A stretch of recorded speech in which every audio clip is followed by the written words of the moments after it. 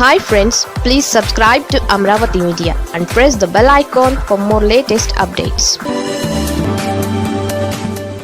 అమరావతి వేదికగా ఊహించని ట్విస్ట్, జగన్తో రాజధాని రైతుల భేటీ. ఆంధ్రప్రదేశ్ రాజకీయాలలో అత్యంత సున్నితమైన వివాదాస్పదమైన అమరావతి రాజధాని భూముల వ్యవహారం మరోసారి ఊహించని మలుపు తిరిగింది.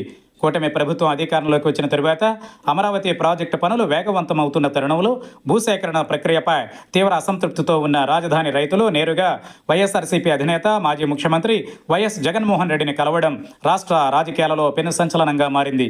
నిన్నటి వరకు అమరావతి విషయంలో జగన్ను వ్యతిరేకించిన రైతుల్లోని ఒక వర్గం ఇప్పుడు తమ సమస్యల పరిష్కారం కోసం ఆయన గడప తొక్కడం ఒక బిగ్ పొలిటికల్ టర్న్గా విశ్లేషకులు భావిస్తున్నారు. పెనుమాక, ఉండవల్లితో పాటు రాజధాని పరిధిలోని పలు గ్రామాలకు చెందిన రైతులు ప్రస్తుత ప్రభుత్వ భూసేకరణ విధానాలపై తీవ్ర ఆందోళన వ్యక్తం చేస్తున్నారు. తమకు కనీస ముందస్తు సమాచారం ఇవ్వకుండా, పారదర్శకత లేకుండా అధికారులు భూసేకరణ ప్రక్రియను ముందుకు తీసుకువెళ్తున్నారని, భూములు అప్పగించాలంటూ ఒత్తిడి పెంచుతున్నారని రైతులు ఆరోపిస్తున్నారు.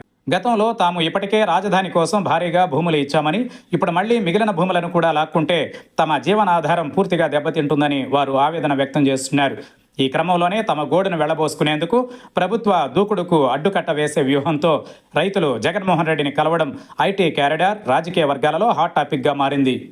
రైతులు జగన్ను కలిసేందుకు సిద్ధమవుతున్న తరుణంలోనే రాజధాని గ్రామాలలో సిఆర్డీ అధికారులు అత్యవసరంగా గ్రామ సభలు నిర్వహించేందుకు రంగంలోకి దిగడం ఈ పొలిటికల్ డ్రామాలో మరో హైలైట్.